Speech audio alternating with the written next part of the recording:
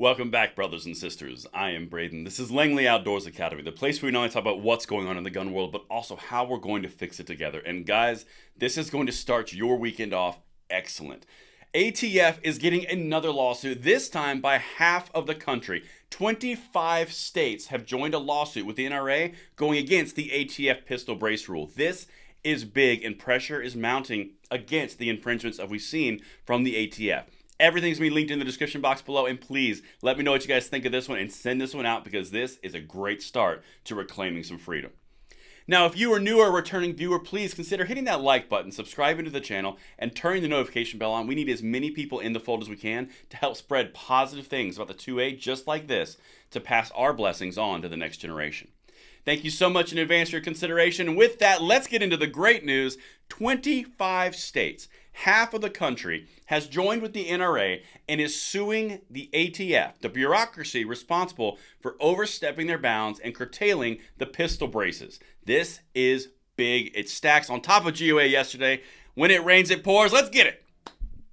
NRA and 25 states sue Biden ATF to stop arbitrary and unlawful pistol brace rule.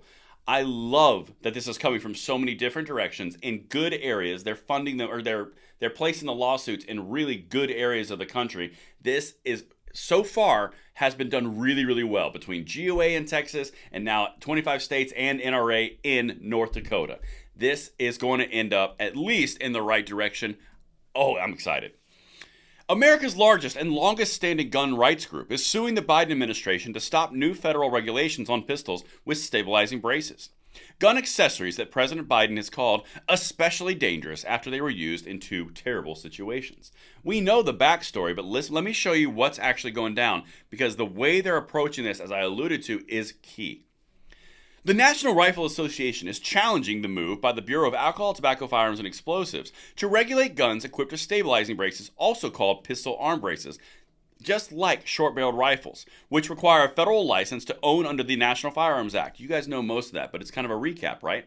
They're taking things that are completely normal and everyday items and turning them into a specialized tax stamp under the NFA. You have to pay a tax for it, and if you don't, you're a felon. That's the crux of the issue. You've got GOA, NRA, and 25 states coming at you so far. When it rains, it pours, but let's continue. In a federal lawsuit being filed in North Dakota Thursday, the NRA argues that the ATF's new rule is arbitrary and vague to the point of being an abuse of power. I completely agree. You've got Ken Paxton and the GOA hitting in Texas. A few hours later, you have NRA and 25 state attorneys general signing on to it in North Dakota, going from different perspectives and going at it in friendly areas. This is really positive. Let's continue. I got two more things for you. Quote, the Bureau is declaring that they will effectively decide on a case-by-case basis whether a firearm is subject to the NFA. Every American gun owner is in danger of potentially facing felony charges at the whim of these bureaucrats and without any new statute in place. That's referring to congressional power and authority that's being usurped by the ATF, utilizing Chevron deference. We've hit it a bunch, but that's the crux of the issue.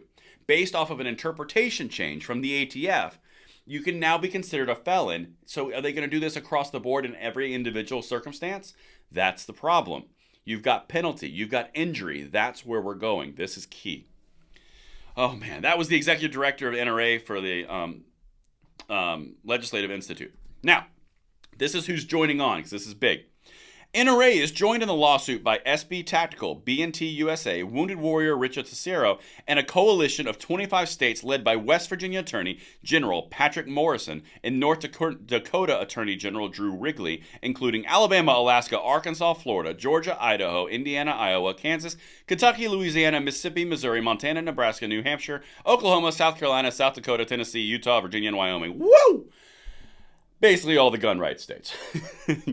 But the reason that this is so exciting, and I need you guys to spread this one out, is because now you're getting more and more pressure. It's specifically targeted at what the ATF has done. Excellent. Utilizing interpretation to reinterpret congressional law outside of their purview.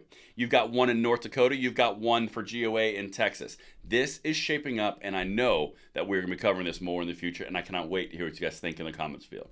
Let me know what you guys think, and I'll see you on the next one. I'm Braden. See you later.